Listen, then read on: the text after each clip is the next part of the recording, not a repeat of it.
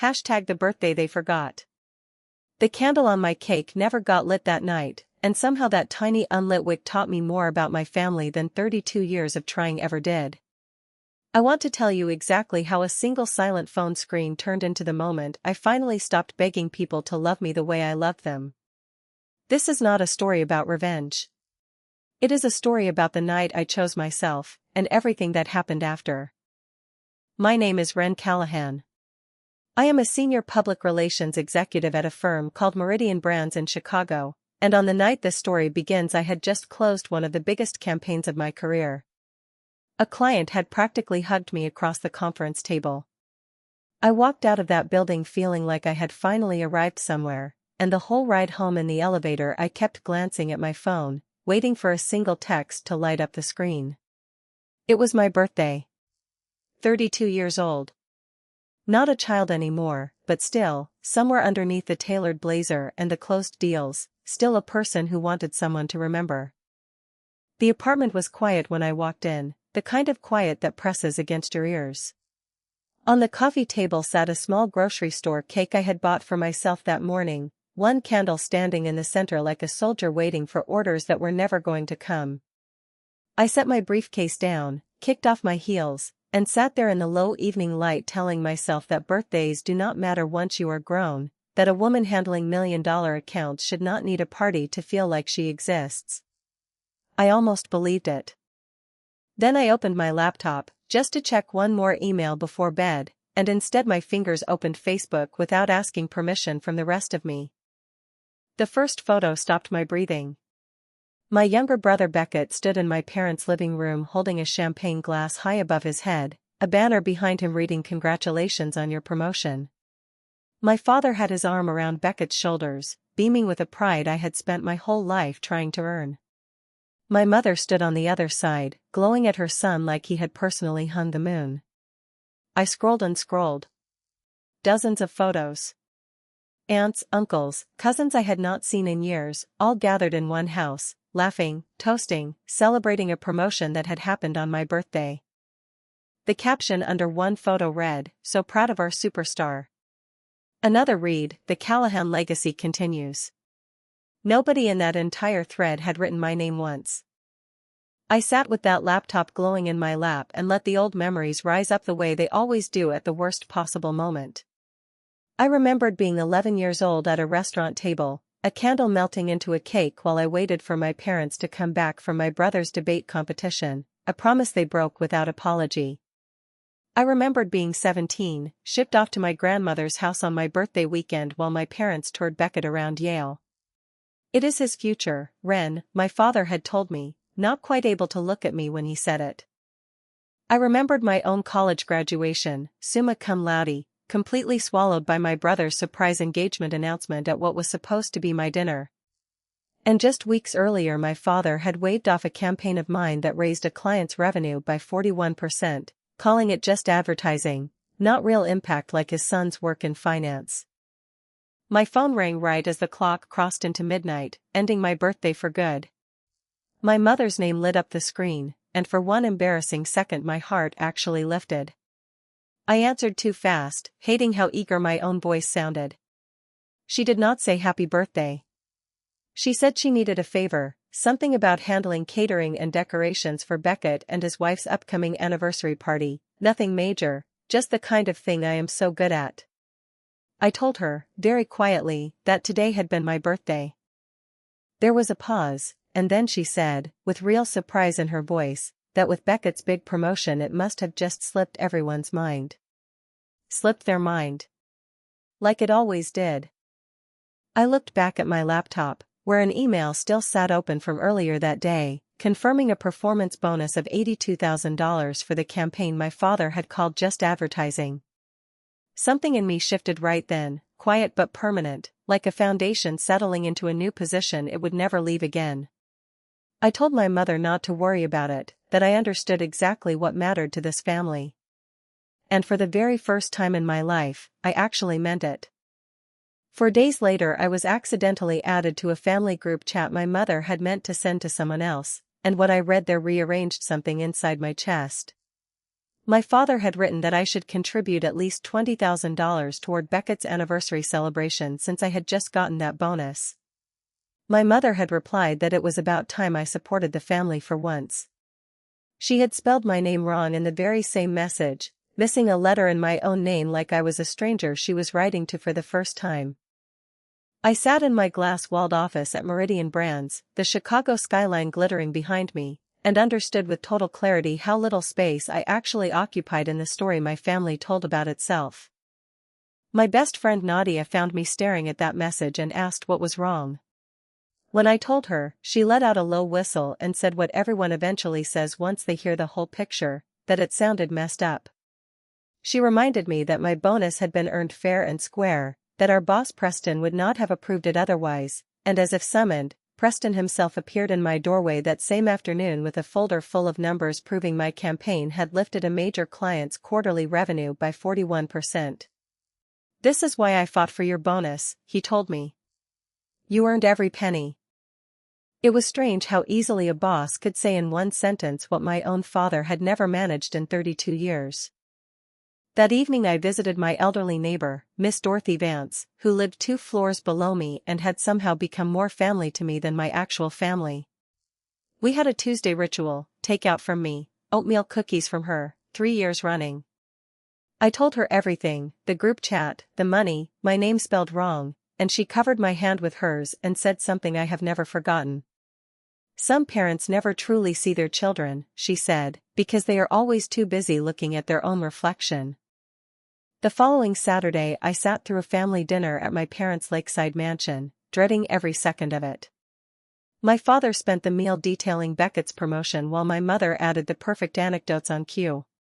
Then, with dessert, my father set down his coffee cup and said we needed to discuss my contribution to Beckett and his wife's celebration. $20,000 would cover the venue, he said, since I was, in his words, the only family member with a recent windfall. My mother added that family supports family, darling, her pearl earrings catching the light. Something cracked open in me right there at that table. When had they ever supported me? I told them, quietly but clearly, that I could not give $20,000, that it was a quarter of my bonus and I had other plans for it.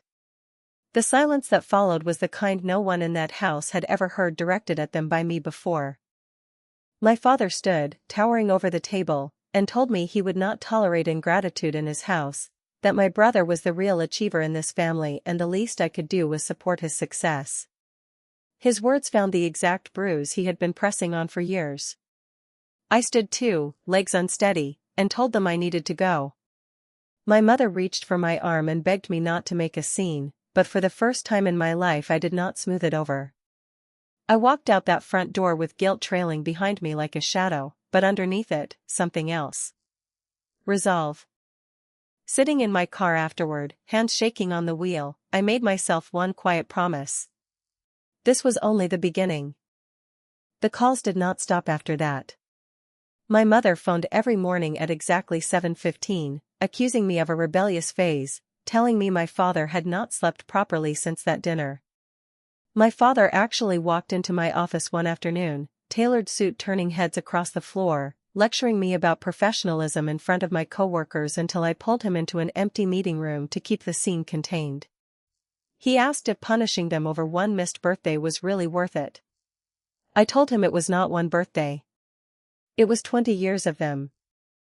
That same afternoon I stood in front of our executive team and helped save a $3 million account with a crisis strategy that did not waver once, and our CEO told me afterward that it was extraordinary work. The contrast between how I was treated at the office and how I was treated at home had never felt so sharp. 3 weeks after my birthday I sat alone in a corner cafe, a half-eaten slice of carrot cake beside my laptop, watching a table of young women nearby crown their friend with a paper tiara and cheer as she blew out her candles. I watched their easy, uncomplicated affection and understood, finally and without flinching, that I was never going to have that with my own family, no matter how much I achieved. So instead of grieving it one more time, I opened a new tab and typed in Lakefront Property, Michigan. Within minutes I found a 4-bedroom house with wide windows facing the water, a wooden deck wrapping 3 sides, tall pines offering privacy. I called a realtor before I let myself think twice. 2 days later I stood on that deck watching sunlight scatter across the lake and told the realtor I would take it. She asked if I wanted to think it over, maybe bring my family to see it first. I told her no, that this one was for me alone, and the word felt clean in a way very few words had felt in years. The mortgage approval came through fast. Miss Dorothy came with me to the closing, squeezed my hand as I took the keys, and told me I was doing the right thing, that sometimes a person has to build her own sanctuary from scratch. I spent weekends transforming that house room by room. I hung my college diploma, photos of my team celebrating our biggest wins, a magazine clipping featuring a campaign I was proud of. I turned the master bedroom into my favorite room in the world, a reading chair by the window, soft new bedding, a small wooden sign on the door that simply said the birthday suite. When I sent out housewarming invitations, my finger hovered over my family's names out of old habit before I finally sent them only to Nadia, my coworkers, and Miss Dorothy, the people who had actually shown up for me. That small decision felt like laying the first stone of a boundary I was only beginning to build. That Sunday I posted one photo. Just me barefoot on the cedar deck with a glass of wine, Lake Michigan stretching blue behind me, captioned simply, "Weekend at my new lake house. Birthday gift to myself." Within the hour my phone would not stop buzzing. 17 missed calls. 32 messages. My mother alone called 8 times in 15 minutes. I silenced the ringer, sank into the Adirondack chair I had assembled myself, and watched the sunset paint the water gold instead of answering a single one. By Monday the voicemails had turned frantic, demanding to know where I had gotten money for a house, calling it irresponsible, saying people were asking questions the family could not answer, saying my brother was driving straight to my office. My friend Nadia called to warn me Beckett had actually shown up looking for me, visibly rattled when he learned I had taken the week off. Let them wonder, I told her, looking out at my own quiet lake. By Saturday my real housewarming happened, co-workers with genuine smiles, my boss arriving with an expensive bottle of wine and a note that read simply, "To celebrating yourself." Miss Dorothy arrived last with a handmade quilt in shades of blue and green, telling me every home needs something made with love, and I cried in her arms without any embarrassment at all.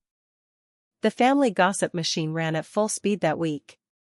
My cousin called to report that everyone was saying I was hiding money, that I was having some kind of breakdown, that this whole house was really just jealousy over Beckett. I laughed out loud at that, a Real laugh, because it sounded exactly like something this family would say about anyone who finally stopped performing for them. Thursday night my mother called again, voice tight with controlled fury, saying neighbors and even our old family pastor had started asking about my situation, that I was creating an uncomfortable position for the family with my attention-seeking behavior. I asked her, calmly, what exactly was so uncomfortable about me buying myself a birthday present after nobody else remembered to. She had no answer for that. She only said we needed to fix this, and demanded a family dinner that Sunday to explain it was all a misunderstanding. The old version of me would have agreed immediately, desperate to smooth things over one more time. That version of me did not live in that house anymore. I told her I was available the following Tuesday instead, and that I would bring the photo albums. What photo albums? She asked. The ones I have been keeping since I was 11 years old, I told her. Documenting everything. For once in her life, my mother had nothing to say back. I arrived at their mansion the following Tuesday holding 3 photo albums against my chest like evidence in a courtroom, because in a way that is exactly what they were. My father opened the door, told me I was late, and turned away without a hug. My mother waited inside with tissues already in hand, her makeup arranged to look like she had been crying without actually smudging anything. My brother Beckett appeared from the living room, drink in hand, and for the first time in years, he was the one who looked away first when our eyes met. We sat down to a dinner of beef Wellington, my brother's favorite, not mine, and I set my 3 albums on the sideboard and let them talk about my impulsive decisions until I had heard enough. I opened the first album on the table. Page after page of Beckett, party hats, candles, towers of presents, a professionally photographed birthday every single year from age 6 to 25. Then I opened the second album, the one with my name on the spine, and turned it so my mother could see the empty pages, just a handful of scattered photos, me alone with a store-bought cupcake, one picture of Miss Dorothy hugging me on my 30th birthday, and nothing else. There was nothing to put in it, I told her quietly. On my 21st birthday you were all at Beckett's engagement party instead. I opened the third album, Family Vacations, Disney World, the Grand Canyon, Europe, and pointed out that I was missing from almost every photo because I had been left with grandma, or at summer camp, or told there was not enough money for everyone to go that year. My father stood so fast his chair scraped against the hardwood, demanding to know the point of what he called my melodrama. The point, I told him, is evidence. I laid out a spreadsheet I had built comparing family spending between Beckett and me across college tuition, birthday gifts, car down payments, and vacations, the numbers telling their own quiet, damning story. I read aloud a line from my childhood diary, written when I was 9 years old, wondering if next year they would remember my birthday without grandma having to call and remind them. Then I placed one final photograph on the table, a Christmas dinner from 3 years earlier showing an empty chair with a place card bearing my name, taken and sent to me with the caption "We missed you," even though everyone in that house had known perfectly well I could not make it home that year. I pointed out that it was not even my usual chair. It was where guests sat. Even in a photo meant to include me, I had still been placed as an outsider. The room went silent, taut as a wire pulled to its limit. My father finally asked, red-faced, what exactly I wanted from them. An apology, he offered, almost daring me to accept it. Fine, he said, we favored Beckett. He was carrying on the family name. My mother finally broke down into real tears, insisting they never meant for it to happen, that it just became a pattern and I became easier to overlook. And then it became a pattern, I finished for her, and I was easier to ignore. Beckett had not said a single word the entire time. He was staring at a photo I had deliberately placed at the edge of the table, himself at 8 surrounded by presents, and me at 6 in the background, smiling in a way that never quite reached my eyes. I stood up, gathered my coat, and left every one of those albums behind on the table. I told them I did not need their approval anymore, that I did not need their love or their attention or their validation to know my own worth, that I had waited 32 years for them to truly see me and I was finished waiting. Behind me my brother called my name and my mother sobbed into her hands while my father said nothing at all. I paused at the door just long enough to tell them the albums were theirs to keep, a gift, and then I walked out into the evening and let the door close behind me with a quiet click that somehow echoed like thunder. A year passed. On my next birthday the morning sun spread gold across my own lake house deck as I set out fresh fruit and a bucket of champagne, 33 candles waiting on a cake because Nadia had insisted on one for every year, plus one extra for luck. Coworkers and new friends filled my deck that afternoon, people who had actually chosen to be there.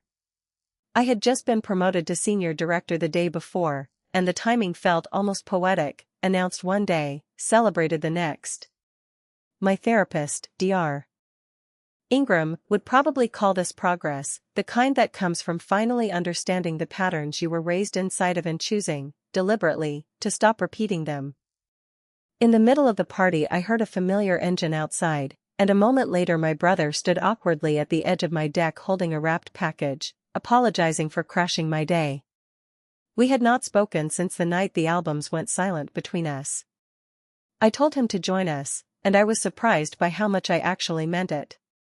Later, sitting together at the end of my dock while a sailboat crossed the horizon, he told me therapy had opened his eyes, that our father still refused to go but our mother was trying, that she talked about me differently now. He admitted he had never truly seen how the family had erased me while the spotlight stayed fixed on him, not until the night I finally showed them the evidence myself. He handed me the package, and inside was a photograph I had never seen before, me at 7 years old on our old tire swing, laughing at something just beyond the camera, completely alone in the frame and completely happy. He told me he found it in our father's storage boxes and had it restored, because it was proof I had existed all along, even on the days nobody had been looking. It was not a full repair of everything that had been broken between us. But it was, finally, a real beginning. Later that evening a knock came at my door, and through the glass I saw my mother standing alone on the porch, holding a small bakery box with both hands. My brother admitted he had not told her where I lived until that very day. Her hand shook as she held the box out to me, a single cupcake inside with one candle standing in the center, and she told me happy birthday in a voice that finally sounded like it meant it, saying she had brought carrot cake because she remembered I always liked it. She did remember, after all this time. I told her the party was winding down but she was welcome to stay for cake if she wanted, and the relief on her face was impossible to miss. It was a small step. But it was a real one, and for the first time in a very long while, that felt like enough. After everyone left I walked back out to the dock as twilight settled over the water. 1 year earlier I had spent this exact night alone in a silent apartment staring at an unlit candle on a store-bought cake. Tonight I stood surrounded by gifts chosen with real care, by laughter that had not been performed for anyone, by the early outline of boundaries strong enough to protect me without shutting everyone out forever. My phone buzzed with a message from Miss Dorothy asking if I had enjoyed my day, and I smiled as I typed back that for the very first time in my life, I had truly celebrated myself. Behind me the windows of my lake house glowed warm against the darkening water, and I raised my glass to my own reflection in the glass, toasting the woman who finally learned that being seen has to start with seeing yourself first.